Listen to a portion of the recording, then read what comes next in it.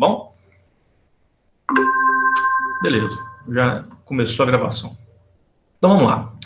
Hoje é sexta-feira, à medida que o pessoal for entrando, vai pegando as informações. Hoje nossa aula de resistência dos materiais e elementos de máquinas. Vocês vão perceber que a gente, basicamente, daqui para frente vai falar mais de elementos de máquinas, né? A parte de resistência, eu considero praticamente que já finalizamos, né? Com essa questão de estudo de torção, nós finalizamos essa parte de estudo de resistência dos materiais, e agora esses conhecimentos a gente vai começar a fazer uma certa aplicação mais prática nisso, né? Que seria esse estudo de elementos de máquinas nos quais a gente vai observar essas questões de resistência dos materiais presentes neles, tá bom? A gente começou com esse entendimento já a partir desse estudo de transmissão, utilizando todos os conhecimentos de torção e geração de potência, transmissão de torque, que a gente já estudou nas últimas aulas que a gente passou, tá? Então, assim, a partir desse estudo cinemático, essa transferência de potência, torque, força, velocidade, daqui para frente a gente está focando mais nessa área de elementos de máquinas. Tem menos cálculo, mas não quer dizer que não vai ter cálculo, né? Para dimensionar esses elementos de máquinas, a gente vai ter que fazer alguns cálculos para que nós consigamos especificar corretamente esses elementos, tá? Por exemplo, um cabo de aço, a gente vai ter que entender as características do cabo de aço para que ele consiga suportar certas cargas que nós vamos colocar para ele trabalhar. Bom, um outro exemplo, vamos dizer que na empresa de vocês, a gente precisa lançar algumas linhas de vida, né? Muito comum, né? Quando a gente tem trabalho em altura, o que a gente faz? A gente tenta, primeiro, descaracterizar aquele trabalho em altura, né? Porque o trabalho em altura, ele é caro, ele exige treinamento adequado, equipamentos adequados. Então, em vez de eu tentar mitigar, em vez de adaptar o meu serviço àquela atividade de trabalho em altura, eu tento, primeiramente, tirar o trabalho em altura. Eu vou colocar um guarda-corpo, né? Eu vou prever alguma coisa ali para que eu descaracterize o trabalho em altura para ficar mais tranquilo, né? Para que qualquer trabalhador possa trabalhar. Um guarda-corpo, normalmente, é a opção mais viável, né? Porque se eu tenho guarda-corpo ali, independente da altura que eu tiver, se eu tenho guarda-corpo, né, o meu piso de referência é aquele onde eu estou em pé e não caracteriza mais trabalho em altura. Mas às vezes não dá, né? Eu tenho que fazer um trabalho em altura, então eu tenho que colocar alguma coisa, um ponto de ancoragem, uma linha de vida, para que eu consiga trabalhar lá em cima, né? Com um cabo de aço, eu vou conseguir fazer essa linha de vida, mas aí eu tenho que dimensionar esse cabo de aço para as cargas que uma ou duas pessoas caindo vão gerar, né? Eu tenho que dimensionar os elementos de fixação para que eu consiga suportar aquela carga da pessoa caindo, porque não adianta nada a pessoa cair e a linha de vida arrebentar, né? Então, eventualmente, vai ter algumas continhas para a gente fazer aí. Hoje nós vamos iniciar o estudo de polias e correias, especificamente correias, né? Que polias acaba que vem agregado com esse assunto. Os dois itens andam juntos, mas o nosso foco ali de maior preocupação vai ser a especificação correta das polias. Perdão, vai ser a especificação correta das correias, porque se elas forem mal dimensionadas, né, ou elas vão arrebentar, ou elas vão danificar algum equipamento, gerar um ponto de risco ali para o trabalhador, tá? Então, a gente tem que aprender a dimensionar corretamente as correias. As polias, o dimensionamento delas são elementos de máquinas ali, né, de usinagem, ou que nós compramos prontas, ou que nós vamos executar elas lá no torno, nós vamos fabricar. Mas os perfis onde aquelas correias vão ficar encaixadas e gerando atrito, normalmente esse perfil ele é originário do próprio perfil da correia, tá? Então a gente vai entender como que funcionam as correias, como que a gente faz para dimensionar elas, né? E esse funcionamento com as polias ali que elas vão trabalhar, ok? Só que é o seguinte, esse é um assunto, né, a exemplo lá dos rolamentos, que tem alguns parâmetros que a gente tem que entender, né? Alguns pontos de cálculo ali que nós vamos ter que entender. Então, o que eu vou fazer hoje? Hoje é sexta-feira, eu tenho certeza que, ó, nesse momento aqui, já são 15 minutos de aula, nós temos aqui 4, 5, 6 pessoas. Provavelmente, a turma não vai estar completa hoje. É sexta-feira, né? Acaba que eventualmente acontece alguma coisa, tal. As pessoas tendem a perder um pouco mais de aula nesse dia. Então, o que eu vou fazer hoje? Hoje eu vou fazer um apanhado geral do assunto. Eu vou apresentar o que é, eu vou fazer um ponto a ponto ali do que é preciso fazer para dimensionar, né? Do início ao fim. Hoje vai ser tipo uma aula resumo do que nós vamos ver daqui para frente, uma aula de apresentação, tá? Eu vou explicar essas informações, né? E ao final da aula de hoje, eu vou meio que encerrar o conteúdo de polias e correias de uma forma bem superficial, né? Para que vocês saibam do que a gente tá falando. E a partir de semana que vem, segunda-feira no caso, a gente começa não, segunda não, né? Quarta. A gente entra nos detalhes disso. Para quê? Porque tem muita tabela que a gente vai ter que aprender a consultar, catálogo que nós vamos aprender a consultar, diagramas. Eu vi na aula de ontem que pode ser que a leitura de algum diagrama, de alguma tabela, gere alguma confusão. Então, é melhor a gente, primeiro, fazer uma apresentação e, segundo, a gente olha com mais detalhes esses pontos de consulta que a gente tem que aprender a ler para conseguir dimensionar isso corretamente. Tá bom? Podemos fazer assim, dessa forma hoje, então? Podemos, né? Então, vamos lá. Vou começar aqui com vocês. Eu vou compartilhar minha tela aqui. Só um minutinho.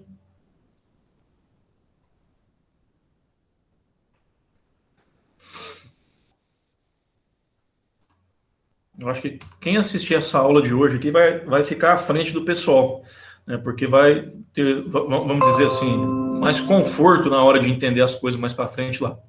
Bom? Então, vamos iniciar aqui.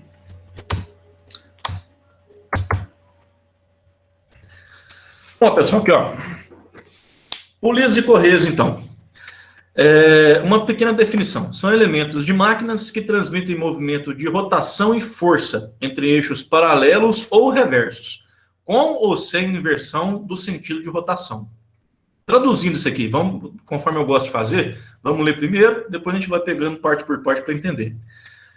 Transmitem movimento de rotação e força entre eixos paralelos ou reversos. Bom, a gente estudou lá em torção, transferência de potência, de força, de torque, né, que a gente já entrou com essa questão de polias, engrenagens, também nós falamos lá. É o seguinte, são elementos que eles transmitem através de uma fonte geradora de potência, ou de torque, ou de velocidade. Pode ser um motor, pode ser uma roda d'água, pode ser uma hélice eólica, pode ser alguma coisa que vai trazer trabalho aqui para a gente, tá?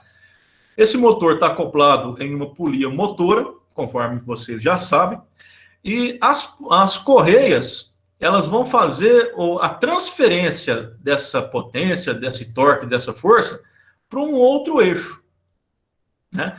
Com a vantagem de eu conseguir multiplicar o meu torque, ou aumentar ou diminuir as minhas velocidades, né? Tudo isso, a minha velocidade de rotação, inclusive, né? Tudo isso eu vou conseguir com um arranjo adequado entre as polias e correias, tá?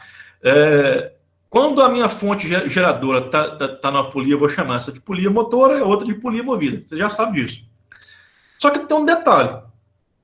Essa transmissão de força e de potência, ela se dá pelo atrito, né, que essa correia vai fazer nos sulcos, né, vamos dizer assim, nos canais onde essa correia vai estar acoplada na polia, tá?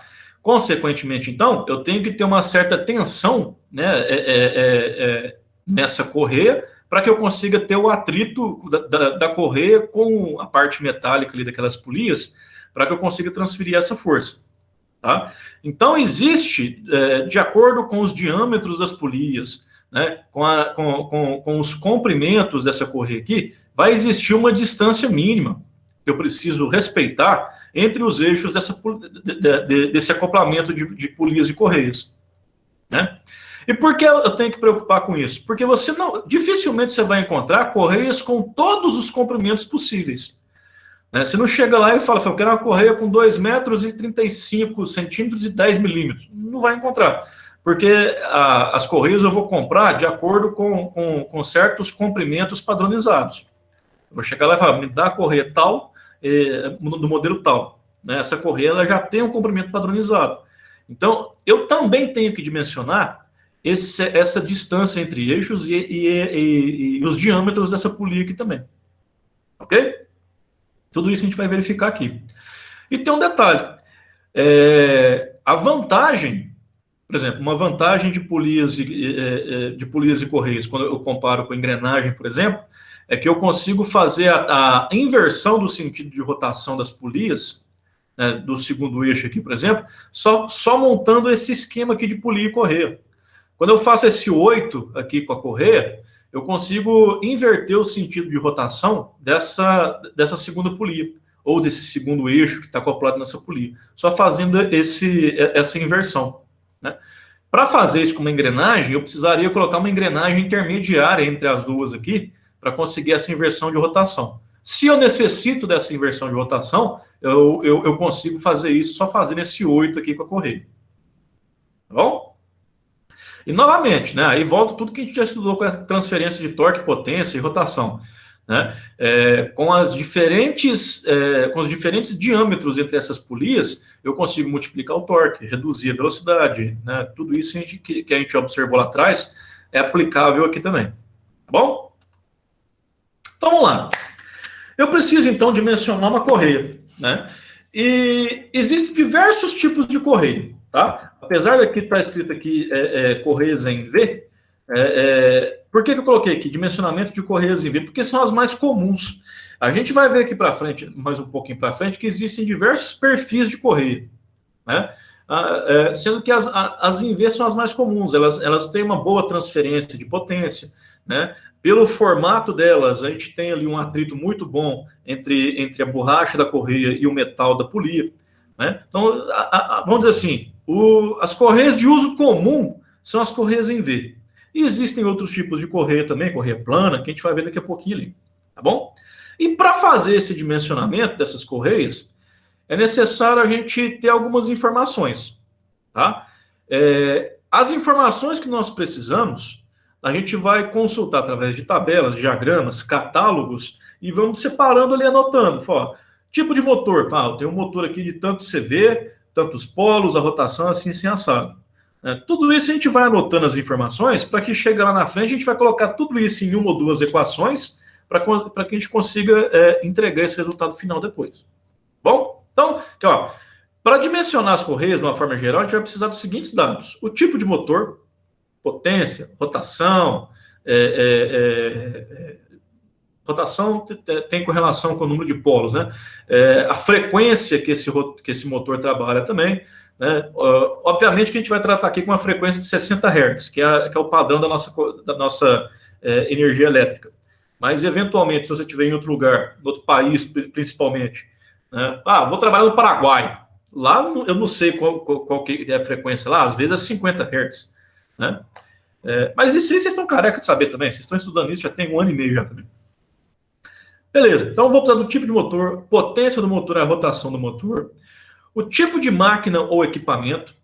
Vocês lembram que ontem, quando a gente estava analisando aquele catálogo de rolamentos, a gente teve que, para encontrar o FL, aquele coeficiente, é FL mesmo, eu tive que olhar no catálogo o tipo de equipamento. No exercício que a gente estava vendo, era um redutor, né? Aí, quando eu abro o catálogo, tem um monte de coeficientes lá que variam de acordo com o tipo de equipamento que eu estou trabalhando. É uma bomba, é uma correia transportadora, é um redutor. Para cada um daqueles equipamentos, eu tenho um coeficiente diferente, que é uma condição de trabalho diferente. Então, eu uso coeficientes diferentes. Né? Quando eu preciso especificar o tipo de máquina ou equipamento, é por isso. Porque quando eu for lá nas minhas tabelas, nos meus diagramas e verificar, eu vou ver que existem diferentes coeficientes para diferentes tipos de máquina. Tá? Então, por exemplo, se eu estou trabalhando lá com um parafuso sem fim, né? Um alimentador lá contínuo, eu tenho um coeficiente. Né? Se é uma correia transportadora, eu tenho outro coeficiente lá. Tá? Só um detalhe, pessoal. Obviamente que essas correias vão estar acopladas em polias em motores, né? Mas o que a gente quer saber é que esse motor não é o equipamento em si, não. É onde esse motor está instalado. Está fazendo trabalhar em quê? Entendeu? Aí tá, né? Se a gente sabe a rotação do motor, a gente vai precisar também saber a rotação da máquina ou do equipamento, né? Porque isso traz correlação direta com os diâmetros das polias que a gente vai ter que trabalhar. Tá bom?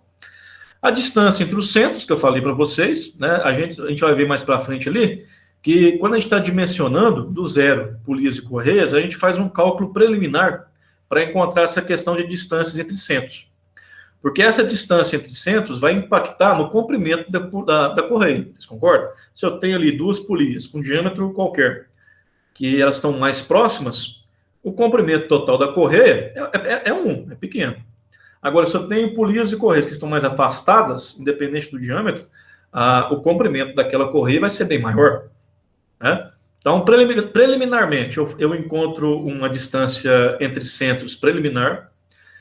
Baseado nisso, eu calculo um comprimento de correia, preliminar também. E eu falei para vocês lá atrás que esse comprimento de correia ele não é para qualquer um, não. Eu tenho lá os comprimentos padronizados que eu vou encontrar na loja para comprar. Aí, beleza, eu calculei um comprimento preliminar, vou no catálogo e ver qual que é o que mais se aproxima. Pode ser um valor um pouco maior ou um pouco menor do que aquele que eu calculei.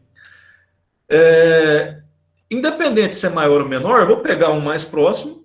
E como esse que eu peguei é diferente do que eu calculei, obviamente eu vou ter que voltar, fazer o cálculo novamente, encontrando agora de acordo com o comprimento real da correia. Para aí eu encontrar o comprimento real da distância entre os centros. Tá bom? A gente vai ver daqui a pouquinho também. E tempo de trabalho diário da máquina. Esse tempo de trabalho também impacta nos coeficientes que nós vamos utilizar para calcular essa correia, para ver se é uma correia de alta eficiência, né? Se ela tem uma resistência maior à abrasão, né? Porque, obviamente, né, se ela precisa ter uma resistência maior, ela vai ser mais cara, ela vai demandar mais material, né? Então, se eu tenho uma demanda mais fraca, eu não preciso colocar lá a top das correias, porque vai ser mais caro. Eu posso comprar adequada para o meu tipo de trabalho. Bom, a gente vai ver esses dados aqui mais para frente, aqui, cada um deles. Então, vamos lá. Polias e correios. Vamos lá. Aplicações. Eu vou transferir rotação, potência, torque, que seja, movimento, velocidade, entre eixos que estão distantes entre si. Do contrário, se eu fosse usar, por exemplo, engrenagens, né? Engrenagem eu consigo fazer transferência das mesmas coisas, só que elas necessitam estar em contato uma com a outra. Né? Para que eu consiga fazer essa transferência entre distâncias de centros de eixos mais longas, ou eu coloco mais engrenagens, né, que não justifica, ou eu coloco engrenagens com diâmetros grandes para conseguir vencer essa distância, que também não justifica.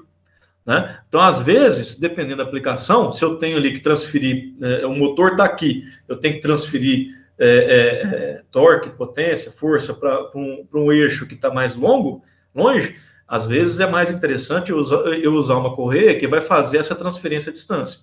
Né?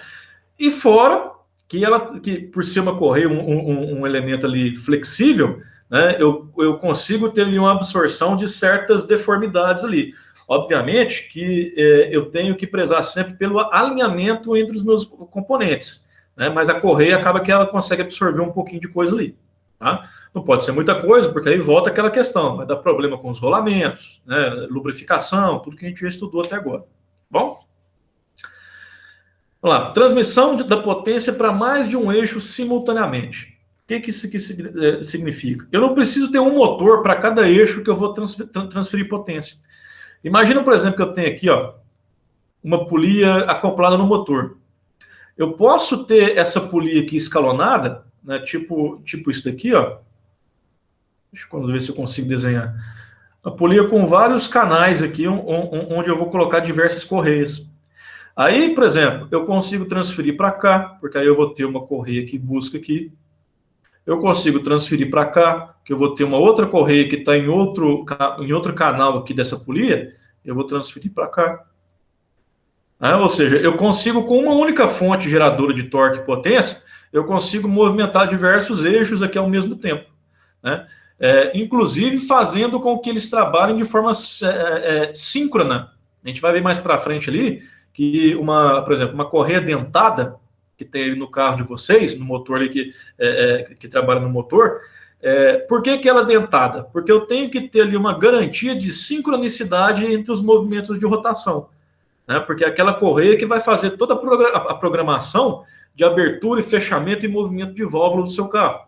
Consequentemente, tem que estar tudo sincronizado. Tá bom?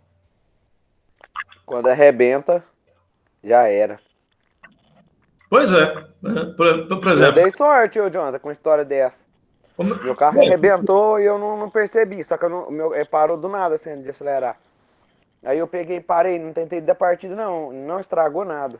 Foi os mecânicos falaram que é 1 em 1 milhão. Pô, que beleza, não quebrou nenhuma válvula, nada não? Nada, o carro tá perfeito, montou, tirou para ver, tem pouco tempo. O carro tá perfeito, normal, não estragou nada. Pô, que beleza, cara. Pode ajoelhar e rezar um Pai Nosso, porque eu vou te contar. É para poucos, né? Fala a verdade. É para poucos. Até porque, por exemplo, tanto é que quando você vai dar manutenção no carro, né, uma das primeiras coisas que o mecânico vai olhar ali em questão de vida útil é a correia dentada.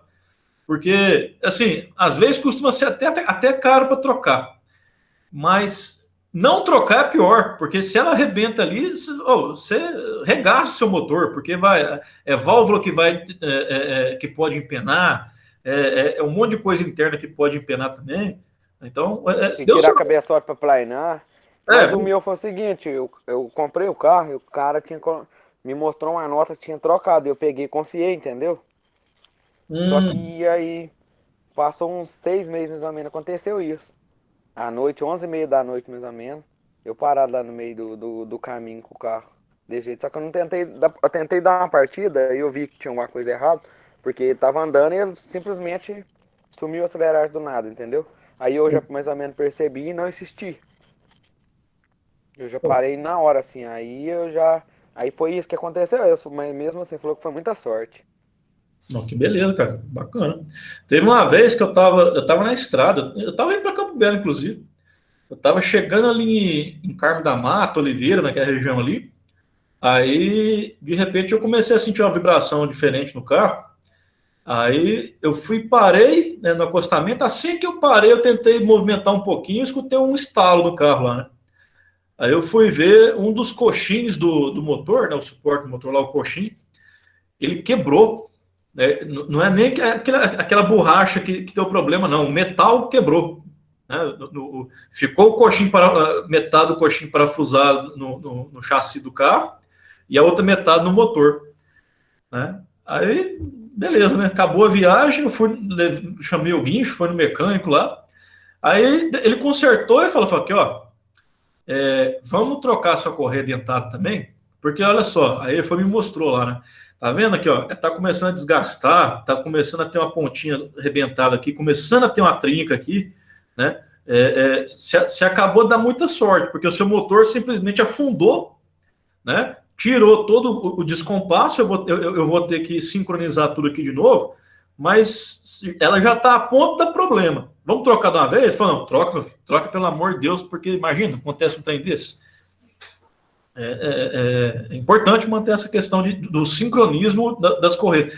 Por isso que ela é dentada, porque como ela está tensionada e ela tem dentada para travar, ela não desliza naquelas polias, porque ela tem aquele dente que trava.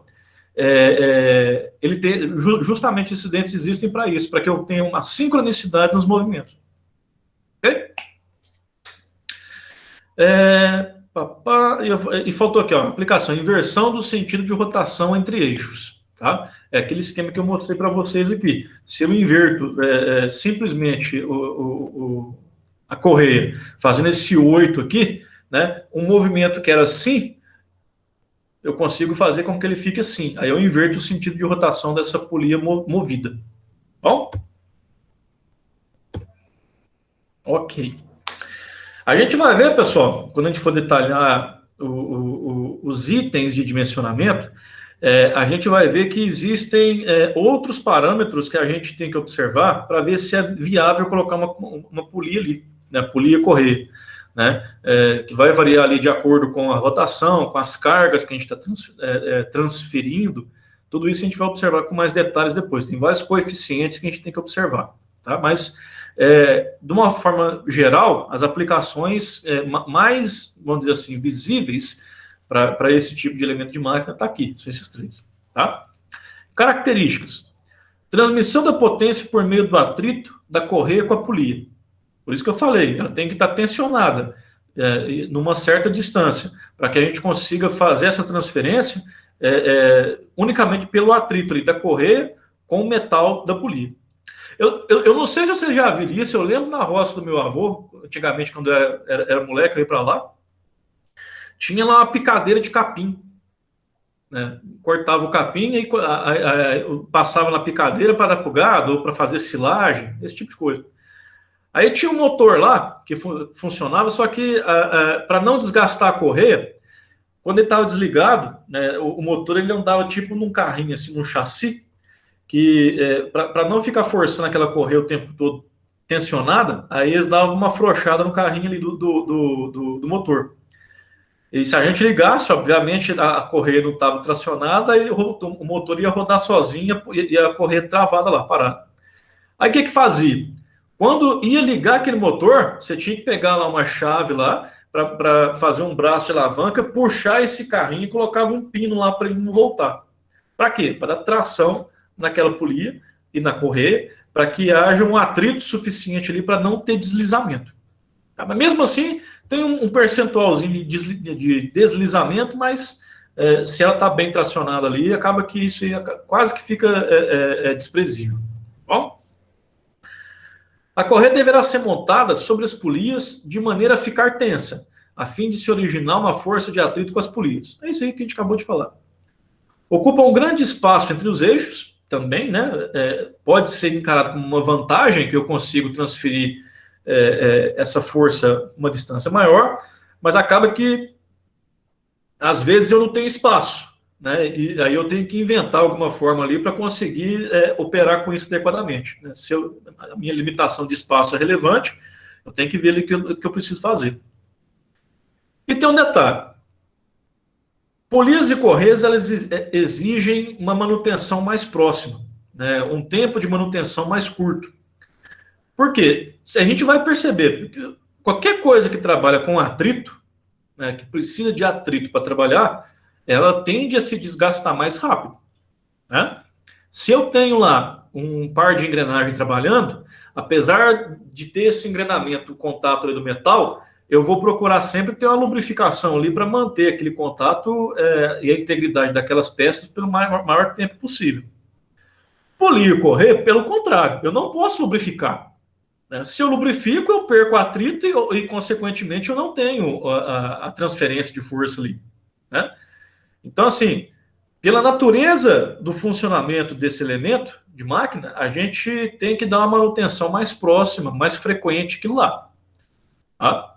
De mês em mês, né? Dependendo da situação ali, se eu estou trabalhando numa condição muito insalubre, com poeiras, com umidade, com óleo suspenso, qualquer coisa assim, eu tenho que ir lá fazer uma inspeção semanal, quinzenal, para ver se aquilo lá está de acordo ainda, né? Porque se ela começa a arrebentar, como está trabalhando com atrito ali, qualquer falha, qualquer trinca que eu tenho naquela correia, obviamente que ela vai se desgastar muito mais rapidamente. Tá? Ela demorou um ano para dar a primeira trinca.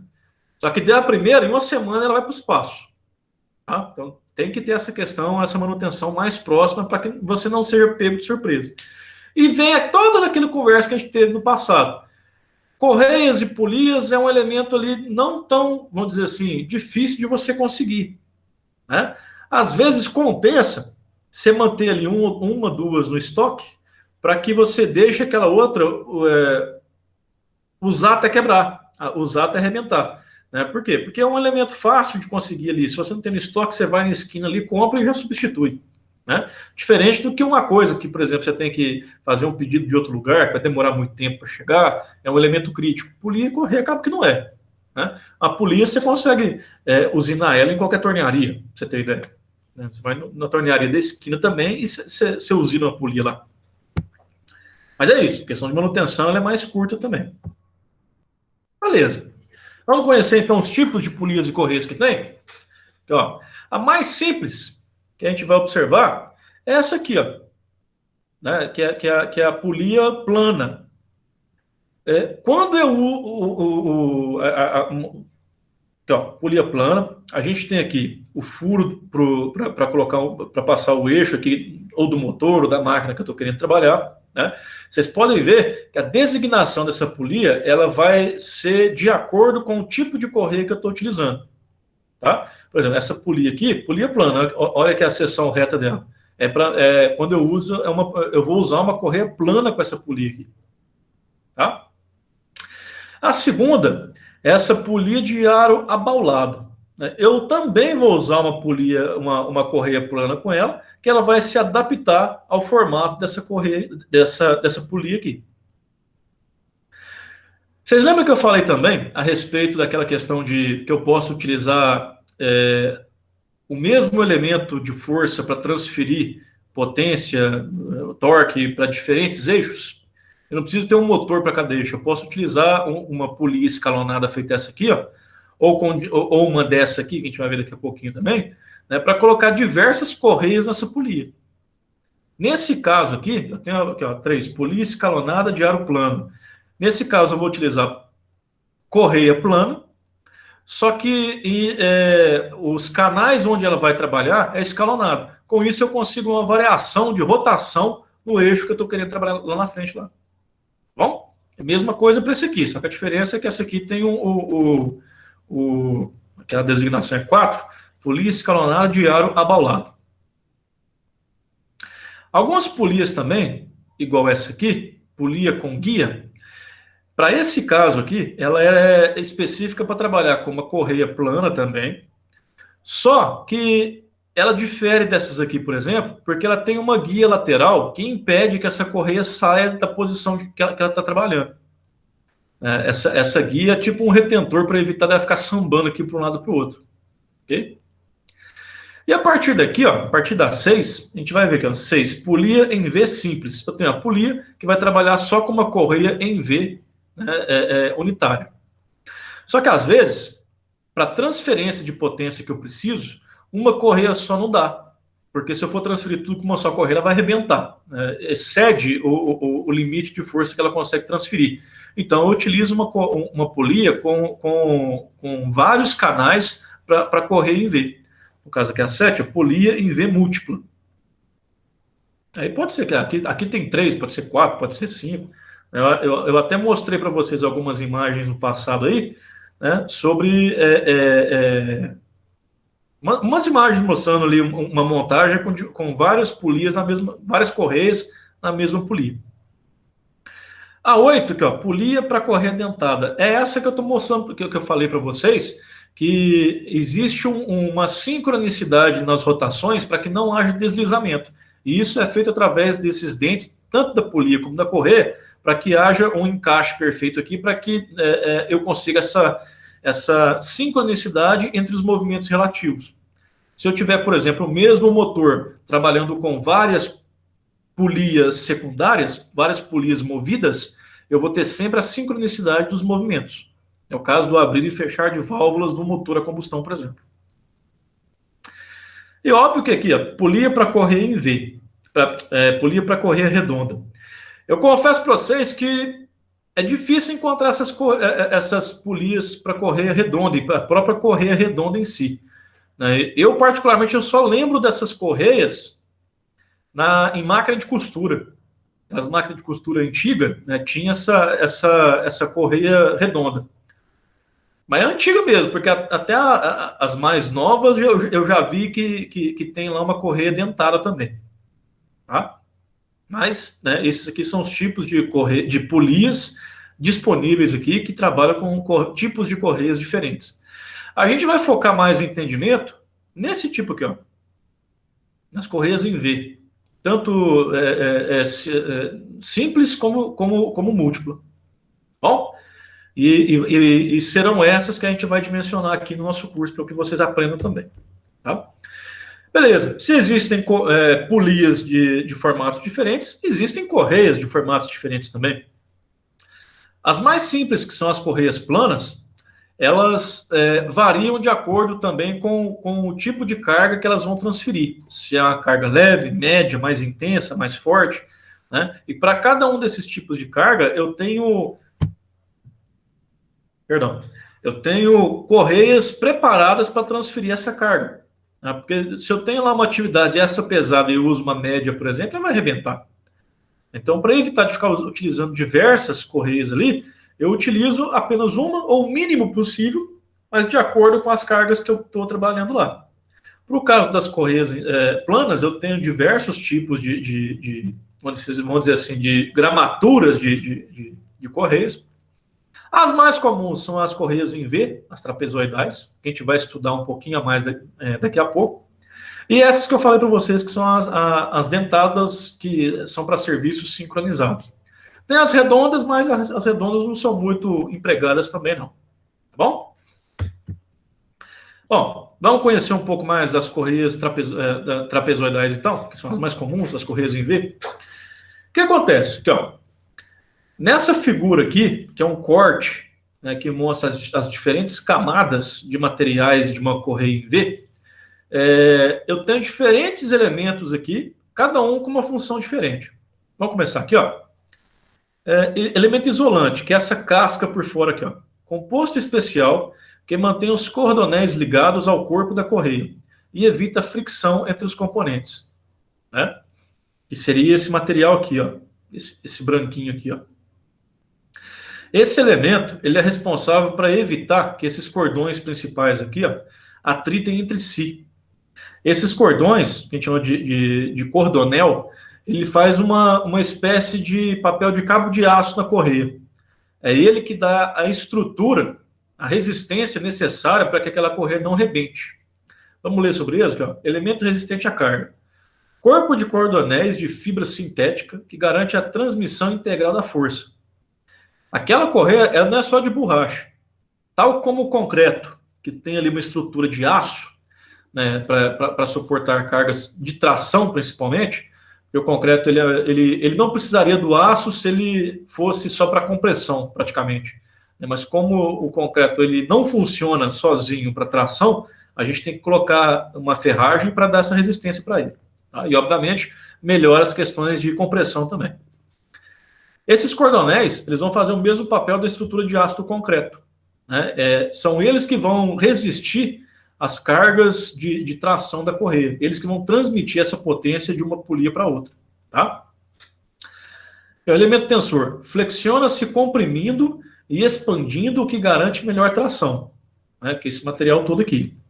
Envelope, que é essa camada externa aqui. Tecido impregnado de borracha especial para oferecer a máxima resistência contra a abrasão. Opa, é isso aqui, ó, esses lados aqui laterais que vão fazer o atrito com o corpo da polia.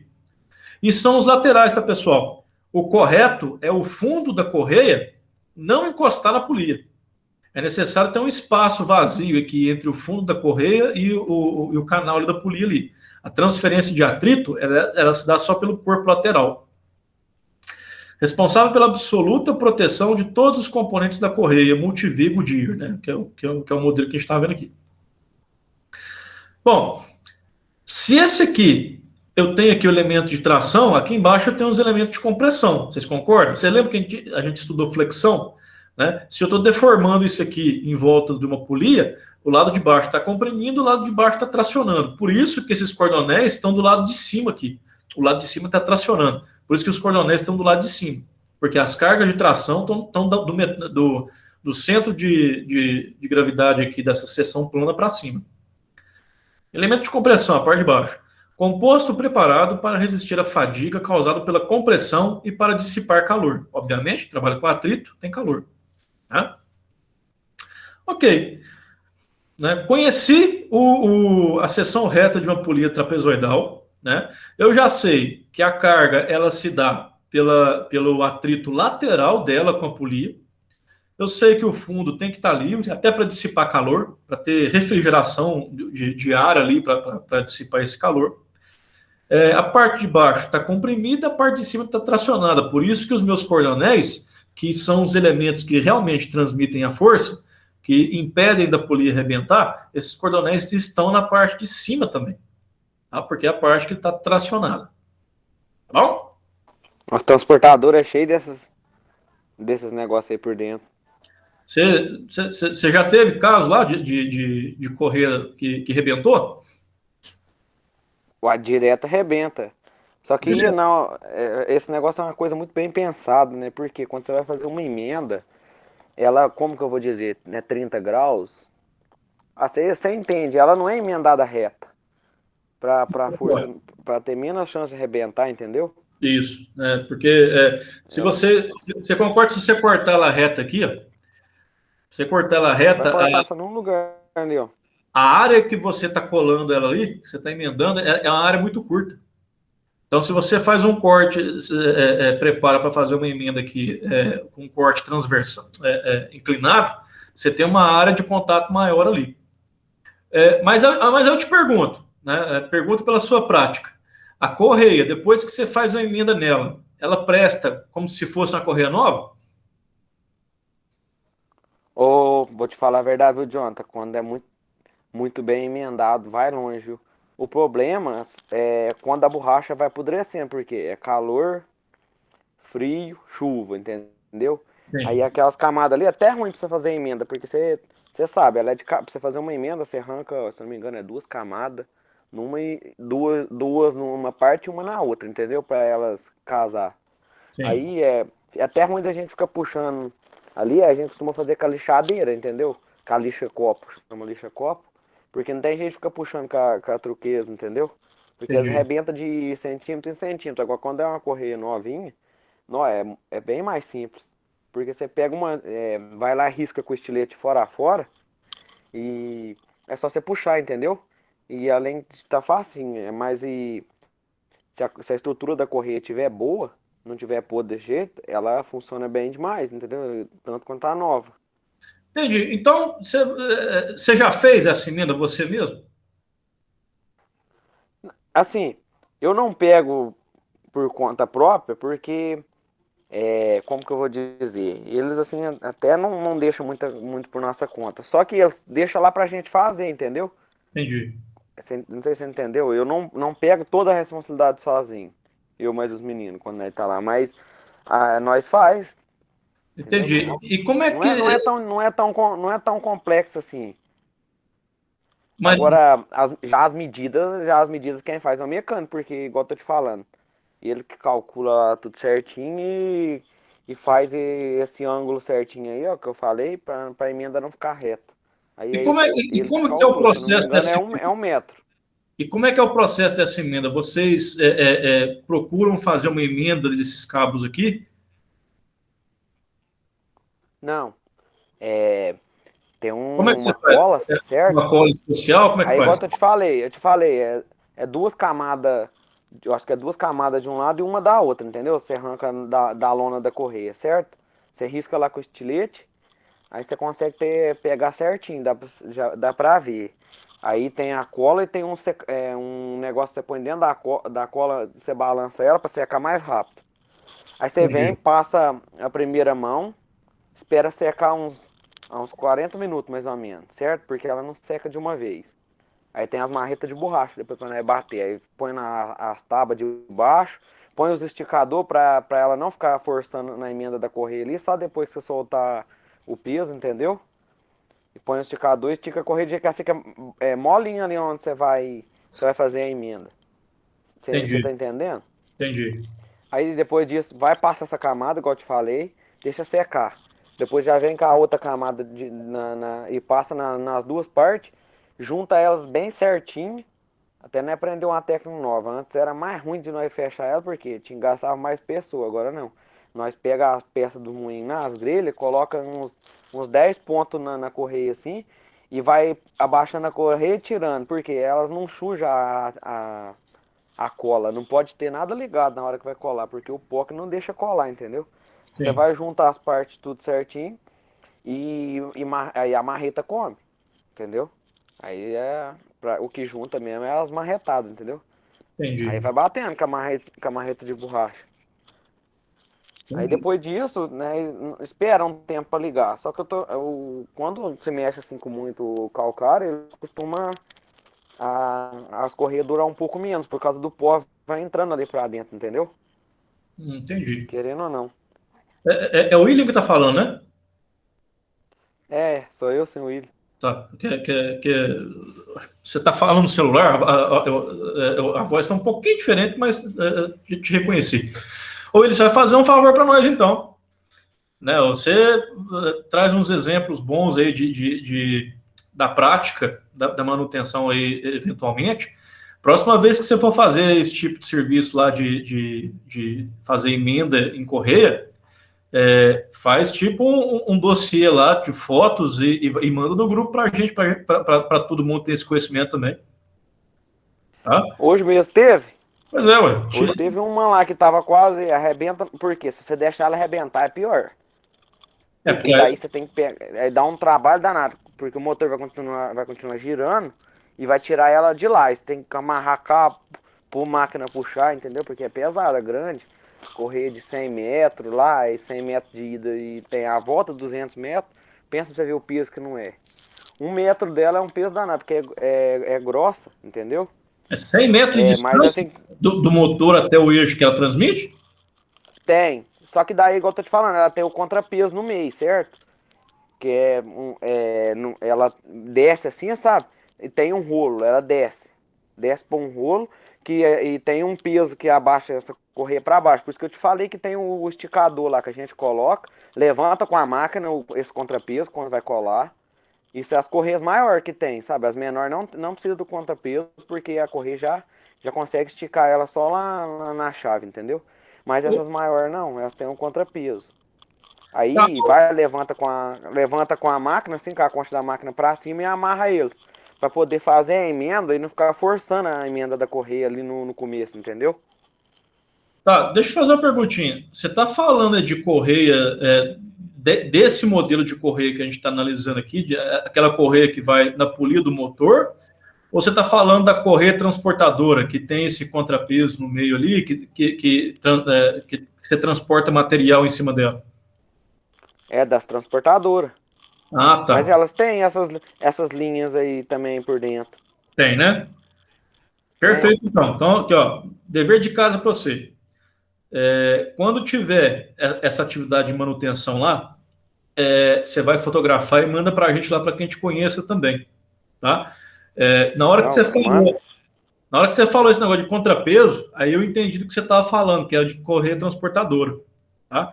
A correia transportadora é um pouquinho diferente, assim, ela é diferente do que a gente está vendo aqui. Isso aqui é a correia para a gente trabalhar transferência de motor para polia, tá? Quando você falou ali que tem um contrapeso dos 100 metros de distância, eu falei, peraí, eu acho que ele está falando de correia transportadora. De fato, a correia transportadora, ela tem uma estrutura ali também, né? Ela tem uma estrutura para aguentar essas cargas de tração, que ela tem que mandar material para frente, ela tem que resistir aquele giro e tudo. Inclusive o contrapeso ali, que é o contrapeso que dá atenção para ela, né? De fato, ela tem uma estrutura ali, né, uma estrutura interna que faz a resistência dela ali, mas ela é mais simples de fazer essa emenda.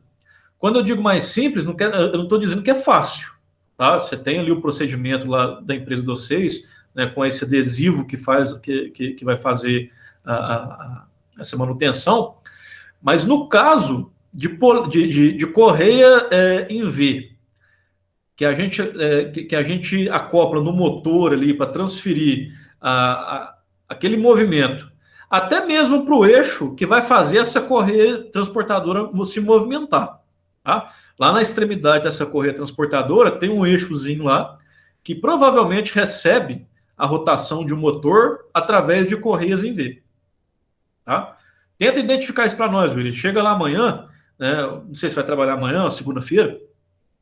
Tenta lá, vai lá na extremidade dessa correia transportadora lá e vê que você vai encontrar um motor lá com essas correias fazendo a transferência para movimentar essa correia transportadora. Tá? Por que eu estou falando essa questão dessa diferença? Porque correia em V, de fato, quando ela arrebenta, tem gente que emenda. Mas não fica lá essas coisas. Porque é o seguinte, se ela arrebenta, para fazer a emenda disso, eu não posso usar só cola e colar face com face. Eu teria que fazer uma espécie de solda entre esses cordonéis de ambas as pontas daquela correia. Entendeu? Por isso que eu perguntei. Você foi falando, eu fui puxando ali para entender. Quando você falava que usava um adesivo, eu perguntei se vocês faziam uma emenda aqui nesses cabos aqui. Né? Por quê? Porque se você não faz uma emenda nisso, acaba que a vida útil dela, a capacidade de carga dela, quase que acaba. Tá? Então, assim, correia para motor, não a correia transportadora que você tem que dar manutenção mesmo. Emenda e pronto. Você não vai substituir 200 metros de correia por causa que ela cortou, você vai emendar. Mas correias em V, para fazer essa transferência de motor para algum eixo, que seja para correr transportadora para movimentar lá, arrebentou, joga fora. Tá? É barato. Chega lá, compra outra lá que vai dar mais segurança para o seu processo. Ô, William, beleza? Não, essa daí não tem jeito. Essa daí não compensa. Não. Não compensa emendar, não. Quando arrebenta lá, né, troca mesmo. Arrebentou, troca. Por quê? Porque você arrebentou esses cabos aqui, ó. Até eu já vi gente que conserta isso aqui. Chegou no fim da vida útil, né? Já era, né? Já era. E é barato. Eu falei lá do britador cônico lá que usa, se eu não me engano, não sei se é 6 ou 8 faixas. Até eu, da última vez, ajudei a trocar lá. Isso era difícil, tinha que bambear o motor era pesado, entendeu? Tem que bambear para conseguir tirar elas, né? Pois é, então beleza.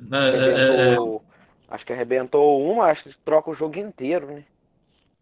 Começou a arrebentar, troca tudo. Às vezes, né? Depende da sua aplicação, né? Se você trocou todas lá, se você colocou as 5 lá juntas, uma começou a dar problema, às vezes as outras também já vai estar com problema, porque em tese, cada uma ali está sendo aplicado o mesmo esforço nelas ali, né? O esforço está dividido igualmente para elas. Uma deu problema, às vezes, dependendo da criticidade do seu processo lá, já troca todas de uma vez. Né? De novo, é barato, às vezes compensa trocar para te dar segurança, para evitar de ficar quebrando uma a uma ali. Né? Quebrou a primeira, elas são iguais, está na mesma carga, provavelmente as outras já estão com problema também. Bom? Então vamos lá, continuando. Sim, eu tô falando que tem essas linhas aí porque quando a gente vai passar a lixadeira lá, que nem essas mais velhas, aí fica falando, não deixa pegar nessas linhas, entendeu? Ah, sim. Não deixa pegar na camada de baixo. Na hora que tiver emendando, eu vou tirar umas fotos pra você ver. Tem essas linhazinhas tudo por dentro delas, né? Você já viu? Assim, na prática, você já viu? Eu já vi a polia arrebentada assim, você consegue ver, tipo uma medula óssea que passa dentro dela, tipo uns nervinhos que passam dentro dela. Uns cordãozinhos que passam. Tem as linhazinhas certinho, entendeu? Quando você tiver a oportunidade lá, William, tira umas fotos, manda pra gente lá, para que todo mundo possa conhecer. Tá bom? Não, beleza. Eu tiro sim. A próxima que der problema lá, eu faço um vídeo e mostro como funciona. Tranquilo, então. Vamos lá, vamos dar sequência. Então é o seguinte, eu falei lá atrás que a gente ia precisar de algumas informações para fazer o dimensionamento das polias, correto? Das correias e das polias. O que a gente vai fazer aqui agora? Eu vou mostrar para vocês o caso prático de como que a gente faz esse cálculo. Tá? Não é um exemplo numérico, a gente vai passar pelas etapas para a gente entender o que a gente vai ter que preocupar, quais são os dados que a gente vai ter que levantar para conseguir trazer essas informações e jogar nas equaçõezinhas lá para trabalhar com esse dimensionamento. Bom? Então é o seguinte, ó. A gente vai ter que preocupar em 7 etapas. Né? Vocês lembram lá no começo do curso que eu falei assim, vai chegar um momento lá na frente que a gente vai estudar uma coisa aqui, a gente vai estudar uma coisa aqui, outra coisa aqui, e vai chegar lá na frente, a gente vai ter que pegar cada uma dessas coisas e encaixar numa equação. Né? Essa equação ela é composta por diversos elementos. Cada um desses elementos é uma informação diferente, que a gente vai ter que pegar separado e depois juntar numa equação única. Né? Então, o que a gente vai fazer? Aqui, ó. Primeira coisa, a gente vai calcular um negócio que chama potência projetada. Eu vou explicar para vocês o que é. Depois a gente vai escolher o perfil da correia. Né? Por quê? É correia em V? É correia em V. Só que existem diferentes tipos de perfil para diferentes cargas. E essa carga é baseada na potência projetada que eu for observar. Ok? Bom, depois eu vou determinar os diâmetros das polias. Né, porque dada a distância entre centros ali, né, eu tenho que especificar ali o diâmetro adequado, a distância adequada entre os centros dessas polias. Cálculo da relação de transmissão, que é o que a gente já viu, né, se eu tenho ali os diâmetros das polias, eu consigo verificar essa relação de transmissão. Né, quanto que eu vou ganhar de torque, quanto que eu vou perder ou ganhar de rotação, né, é aquela questão que a gente já estudou. Cálculo da distância entre centros, né, o centro dos eixos ali, e o comprimento da correia. Né, que eu falei, né, a distância mais próxima eu tenho o comprimento. A distância mais longa entre os centros ali, dependendo e considerando ali os diâmetros, eu tenho ali um comprimento da correia diferente. Né, e aí eu vou ter que voltar no meu catálogo e ver. Ó, eu preciso do comprimento tal. O mais próximo é esse. Só que é diferente do que eu calculei. Aí eu volto e recalculo aquela distância de centro, baseado no comprimento real da minha correia. E é isso aqui, ó. Eu vou calcular a distância entre os centros, escolher a correia. Depois que eu escolhi, eu volto e recalculo a distância entre centros. Eu faço um ajuste. Tá? E depois, baseado nessa potência projetada, né, e com essas informações aqui, eu vou determinar quantas correias nesse perfil eu vou precisar para transferir aquela potência.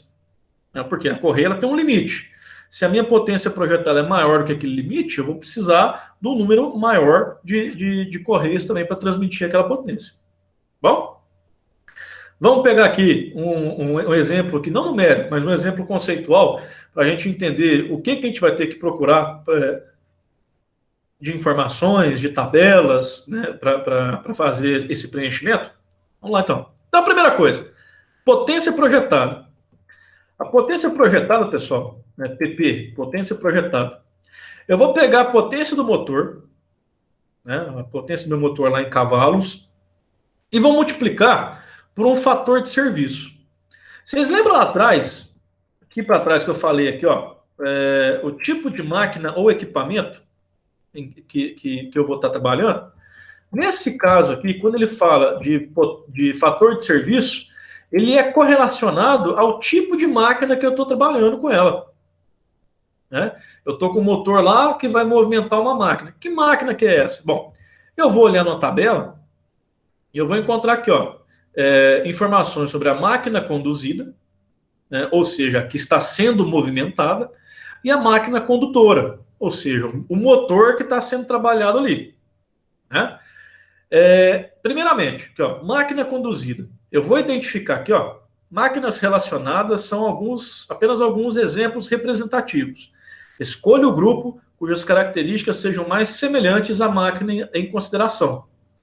Se eu vou trabalhar com uma máquina que não está relacionada aqui, eu vou identificar a que mais se aproxima, né, em questões operacionais, em questão de funcionamento e tudo. Bom? Legal. Máquina conduzida. O que eu vou movimentar? É um agitador para líquido? É um ventilador exaustor? Bomba centrífuga e compressores? Transportadores de carga leve? Beleza, isso aqui é um grupo, vamos dizer assim. Um outro grupo, aqui, ó, correia transportadora para areia e cereais, ventiladores de mais de 10 CV, geradores, eixo de transmissão, maquinário de lavanderia, peneiras vibratórias rotativas. Isso aqui forma um outro grupo. E depois, elevadores de canecas, maquinários para olaria. Isso aqui é uma tabela. Existem outras tabelas que a gente vai observar no catálogo das correias. né? E esses catálogos vão me trazer diferentes tipos de máquinas. Esse aqui é apenas um, né? Aí eu vou escolher o que mais se aproxima da minha necessidade. Vamos dizer, aqui, ó, o William falou de correia transportadora, vamos usar essa aqui, ó. Correia transportadora para areia e cereais, né? Não é uma correia transportadora para calcário, né? Mas uma correia transportadora. Aí eu vou ver qual que é a minha máquina condutora, qual que é o meu tipo de motor. Aí eu tenho dois tipos, né? Dois grupos, né?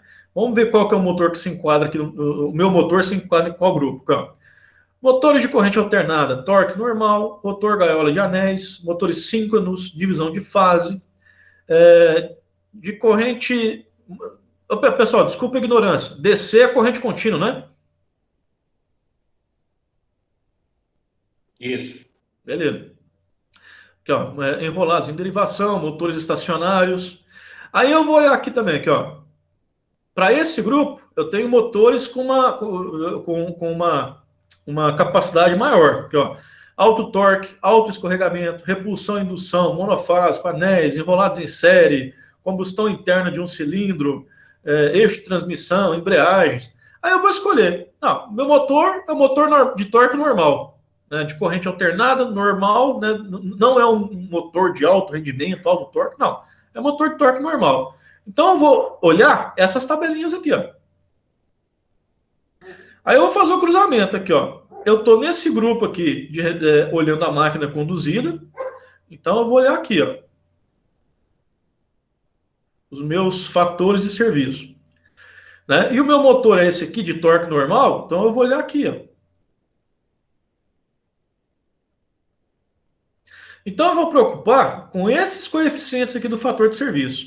Aí qual que eu vou escolher? Bom, dependendo do tipo de serviço agora, da condição de serviço. Serviço é intermitente, ou seja, ele funciona de 3 a 5 horas diárias ou de vez em quando. Eu uso o motor pouco. Então meu fator de serviço que eu vou usar lá é um coeficiente de 1,1.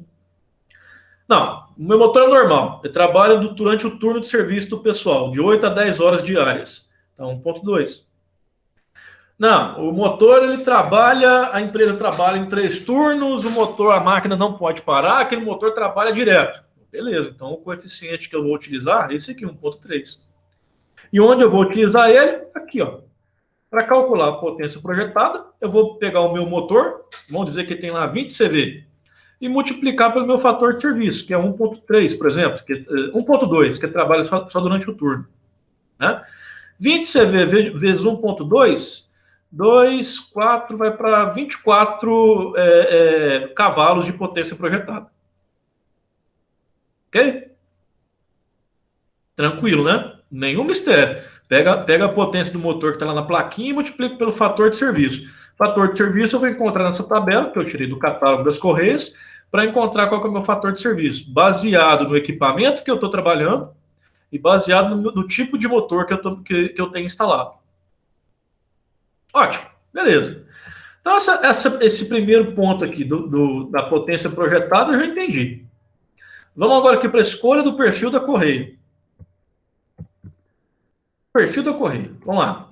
O perfil da correia é determinado em função da potência projetada. Opa, acabei de calcular a potência projetada. E da rotação do eixo mais rápido em rotações por minuto, conforme ilustrado no gráfico a seguir. Cuidado. Normalmente, o eixo mais rápido é o eixo que está no motor, né? Por quê? Porque normalmente eu procuro reduzir a minha rotação para aumentar o torque. Eu não quero trabalhar com o meu equipamento lá com uma velocidade muito alta. Então, normalmente, o eixo mais rápido é o eixo do motor, que tem a polia que está acoplada no motor ali. Mas, eventualmente, se eu precisar de uma relação de ampliação de velocidades, ou seja, eu não estou preocupado com torque, eu quero rotação mais alta, aí eu vou preocupar com a polia lá do meu equipamento. É sempre o eixo mais rápido, tá bom? E também pela potência projetada que eu acabei de calcular. Então, o que acontece? Ó, eu tenho a rotação do meu eixo mais rápido. Vamos dizer que é do motor, aí é o motor de 4 polos, a 60 Hz, 1750 RPM do motor. Aí eu calculei lá o meu fator de serviço, e eu vou pegar ele a partir desse eixo aqui de baixo. Vamos dizer lá que a minha potência projetada que eu calculei aqui pelo fator de serviço e pela potência do motor, que nem no exemplo que eu estou dando aqui, foi de 24, era o motor de 20, né? O fator de serviço de 1.2 foi para 24 CV. 24 está mais ou menos aqui, ó. 20, o 30 está aqui. 24 é mais ou menos esse ponto aqui mesmo. Qual que é a minha rotação? 1750.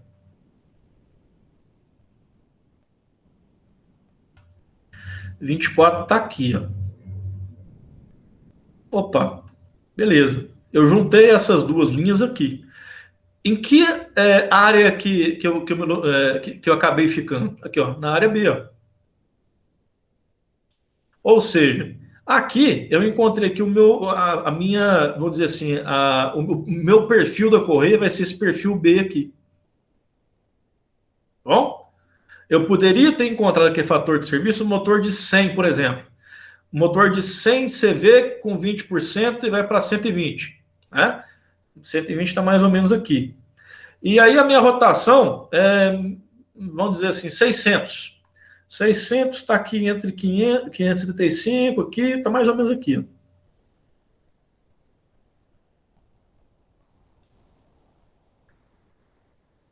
Aqui, ó. Meu perfil da correia caiu aqui no perfil D. O que significa isso daqui? Vocês concordam que quanto mais à esquerda é o movimento, eu tenho potências menores? E quanto mais para cá o movimento, eu tenho potências maiores? Né? Então, a minha correia de perfil A, normalmente é aquela correia para baixas potências transmitidas. E à medida que o meu serviço vai ficando mais pesado, que eu tenho mais potência para transferir, né, com mais força para fazer movimentação, com motores mais potentes, né, com atividades ali mais, vamos dizer assim, robustas, né, a minha correia ela vai trocando de perfil aqui, vai aumentando, vai para B, vai para C, vai para D, até chegar nessa aqui que é a letra E. Não está escrito aqui não, mas que é a letra E. Né?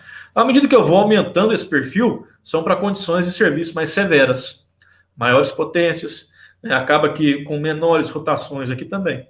Tá bom? E aqui, ó, pode falar. Pode cortar um minutinho aí, eu estava conversando com o Marcelo agora há pouco, ele pediu para poder avisar que hoje ele não vai poder estar na aula, porque está lá em Cláudio. Ô, Ananias, por favor, repete o que você falou que eu não consegui ouvir.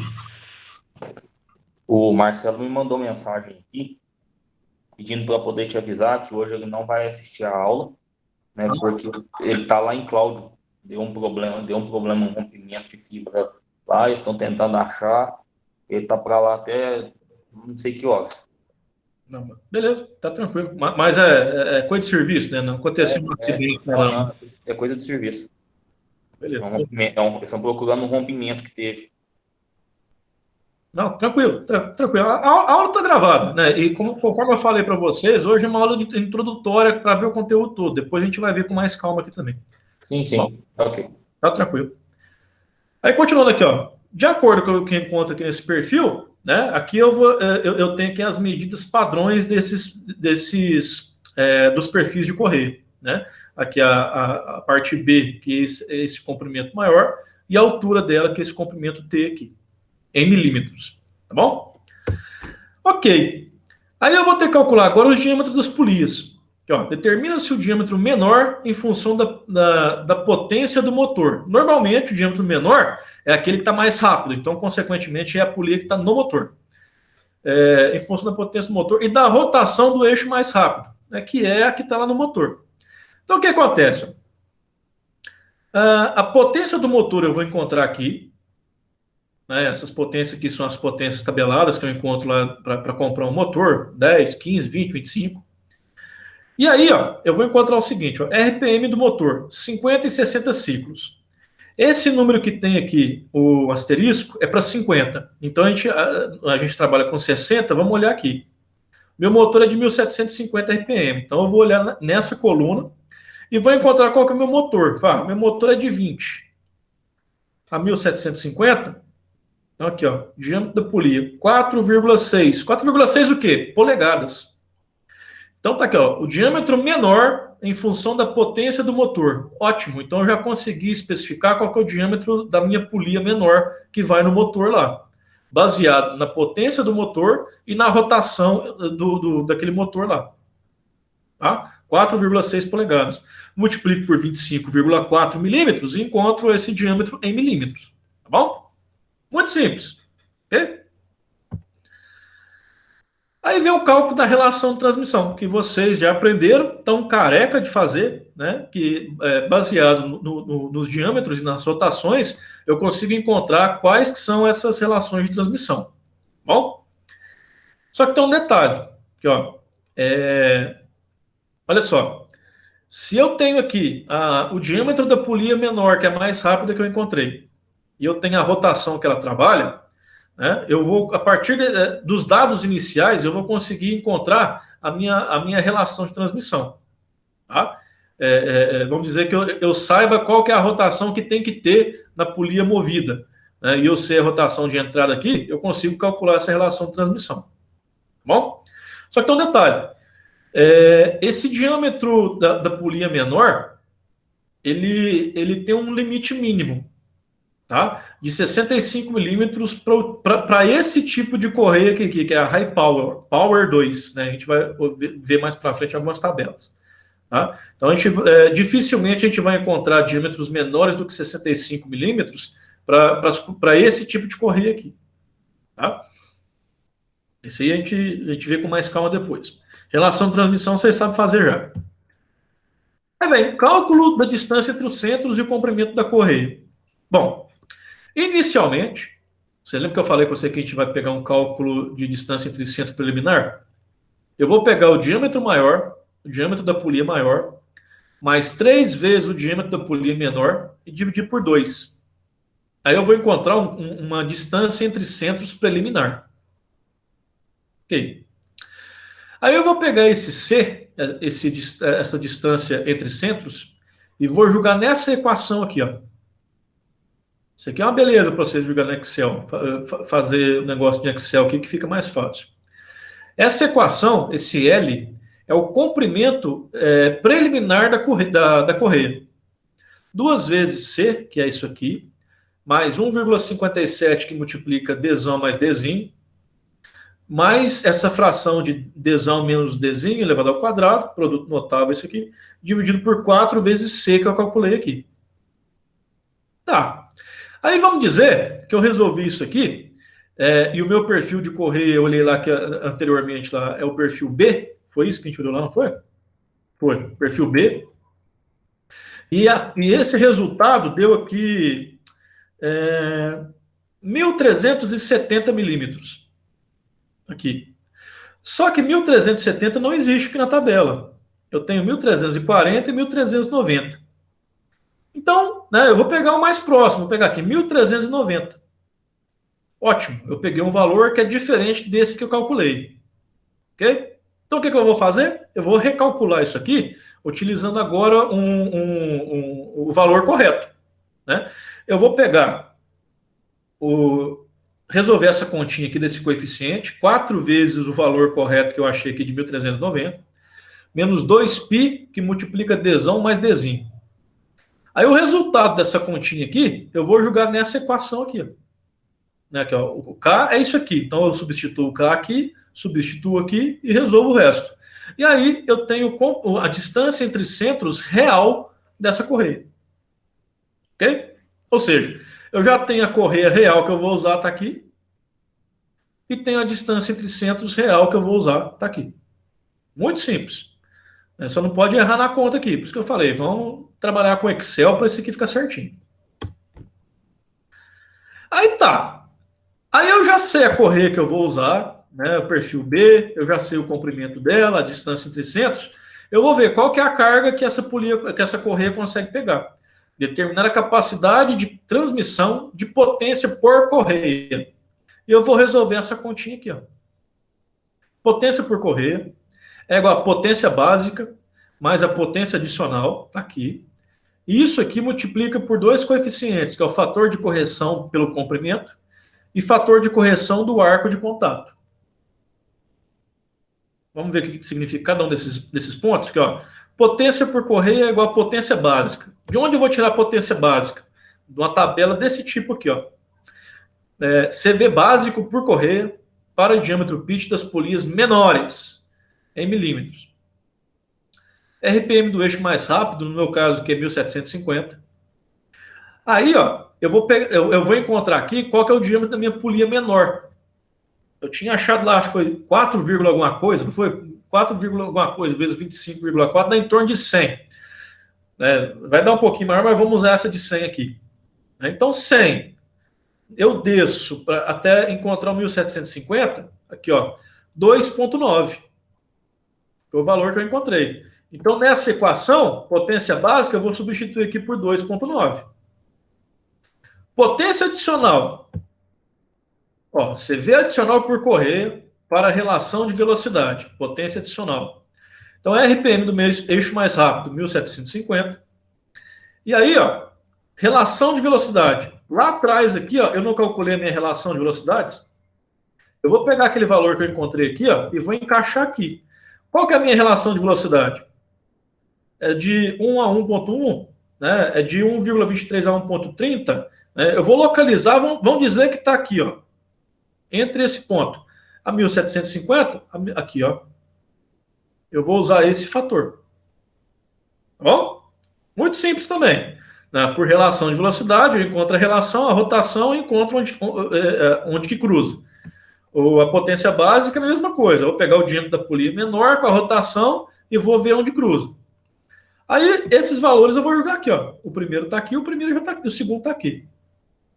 Aí o terceiro, aqui, ó, fator de correção de comprimento. Eu já encontrei o comprimento real da minha correia. Eu vou usar uma tabela desse tipo aqui, ó. Fator de correção do comprimento da correia. A minha é um perfil B. Eu não sei, eu não lembro de cabeça qual que eu usei. Vamos dar aqui, ó, 1390, B53. B52 a 55. Eu posso utilizar aqui, ó, o intermediário, 86 a 88, eu vou usar 0,87. B53 está aqui no meio, eu vou usar o do meio aqui, ó, 0,87. Ótimo, então já tem esse fator aqui também. Agora me falta só esse último, fator de correção do arco de contato. Por essa tabela. Aí eu posso olhar essa tabela de duas formas. Olha só. Eu vou pegar o diâmetro maior da polia maior, né? Menos o diâmetro da polia menor, e dividir pela distância entre os centros. E vou encontrar um valor próximo a algum desses coeficientes aqui. Ou ainda, já que eu estou desenhando o projeto do zero, eu vou pegar o arco de contato da polia menor. O que é isso? Imagina que eu tenho aqui uma polia menor e uma polia maior. A minha correia, ela está aqui, né? Quando eu falo arco de contato, qual que é o comprimento do arco? Qual que é o comprimento da correia que está abraçando essa polia? No caso, ela começa a abraçar aqui e termina de abraçar aqui. Todo mundo enxergou isso? Todo mundo concorda que está vendo esses pontos que a correia está abraçando a minha polia menor? A polia menor. Sim, isso daí lá no AutoCAD, né? Fazia. Isso, no AutoCAD você faz. Aí você vai, ó, pega o ponto central dela, traça uma linha para cá, traça uma linha para cá. Esse ângulo aqui, ó, esse ângulo que eu estou mostrando para vocês aqui, que obviamente é fácil de pegar no AutoCAD, esse ângulo é esse ângulo aqui, ó. Vamos dizer que o ângulo que eu encontrei lá, o mais próximo é 163. O meu fator de correção do arco de contato está aqui, ó, 0,96. Ok? Bem simples. Arco de contato da polia menor. É isso mesmo, né? O arco de contato da polia menor. É esse ângulo aqui que eu vou pegar. Obviamente, pessoal, como é a polia menor, vocês concordam que o máximo que pode ter aqui é 180 graus? Porque se for 180, significa que essa polia é do mesmo diâmetro dessa, porque está pegando aqui, ó, nas extremidades. À medida que eu aumento essa polia, obviamente esse ângulo aqui vai ser menor que 180. Ele só vai ser maior que 180 quando essa polia for menor do que essa. Aí, se essa aqui for menor, eu desprezo essa e já olho essa aqui. Ok? Aqui, ó, tanto é que está aqui, ó. O maior grau é 180. Aí eu vou e pego o meu coeficiente e jogo aqui na equação. Aí eu resolvo isso aqui. Quando eu resolver isso aqui, eu tenho a potência por correia. Só que é um detalhe. Vocês lembram lá atrás que eu calculei a minha potência básica? Mentira, a minha potência projetada? E se a minha potência projetada for maior do que a potência que uma correia consegue transferir? Eu calculei aqui a potência para uma correia. Se a minha potência projetada for maior, aí eu tenho que calcular quantas correias eu vou precisar para transferir toda aquela potência, que é o que eu faço aqui agora. O número de correias é igual a potência projetada dividido pela potência por correia. Aí eu vou e sempre pego o número acima. Vamos dizer que eu calculei deu 1.2. 1.2, eu não consigo colocar meia correia, aí eu vou colocar 2 correias. Deu 5,6, 6 correias. Vamos dizer que deu 3.1, eu vou colocar 4 correias. Entendeu? Potência projetada, que é aquela primeira coisa que eu calculei lá atrás, que é a potência do motor, né, vezes o meu fator de serviço, dado pelo tipo de equipamento. E vou dividir pela potência por correia, para encontrar a quantidade de correias. Suave, né? Simples. Ótimo. Já aprendemos, então, a calcular correia em V.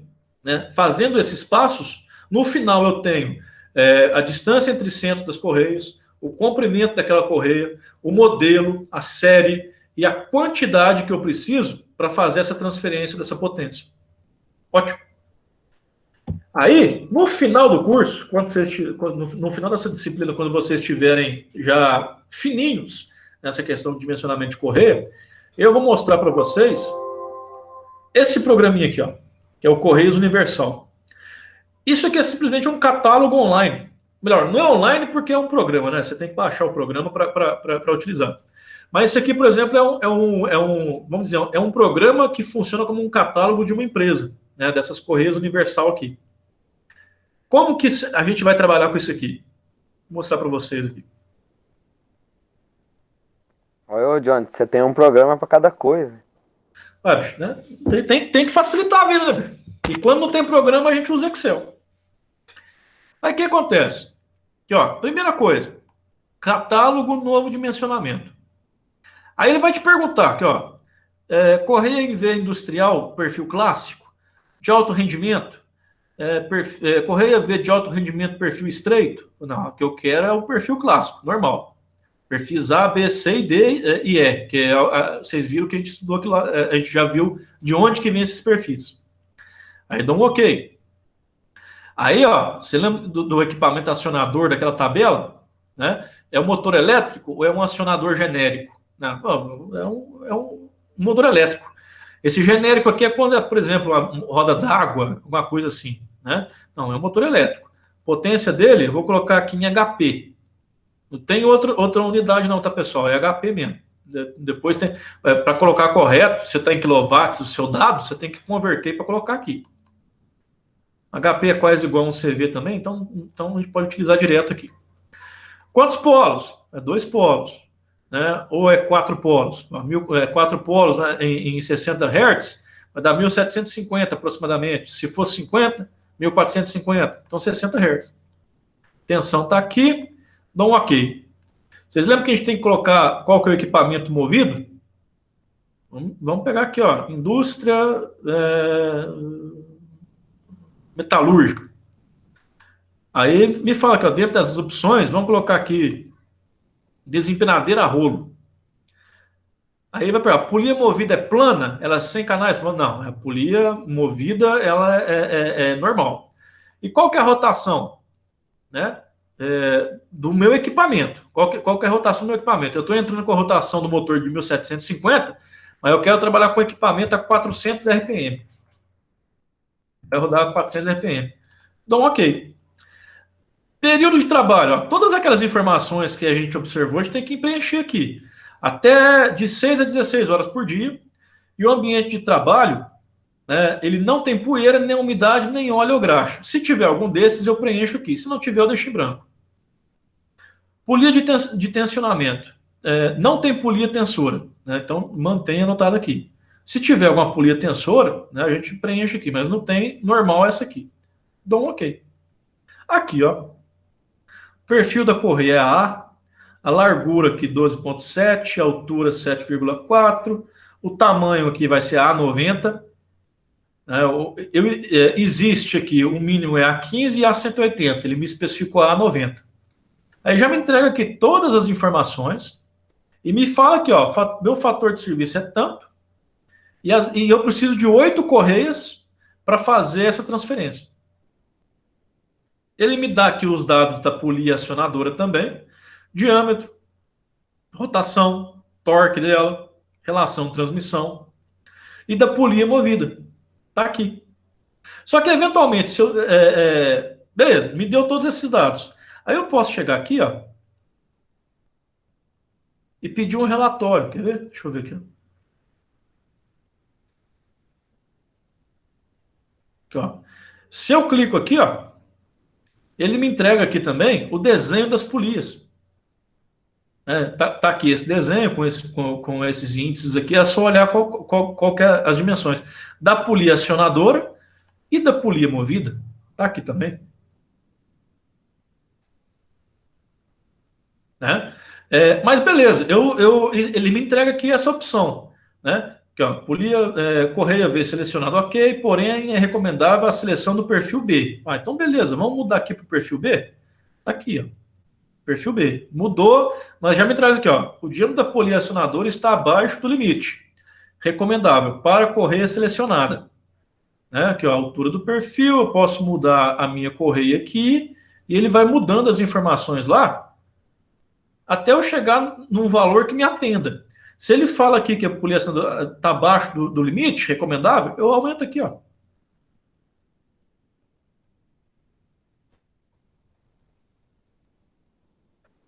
Aí eu vou ajustando. Né? Até que eu consiga chegar num valor que me atenda mais. Por exemplo, tá aqui, ó.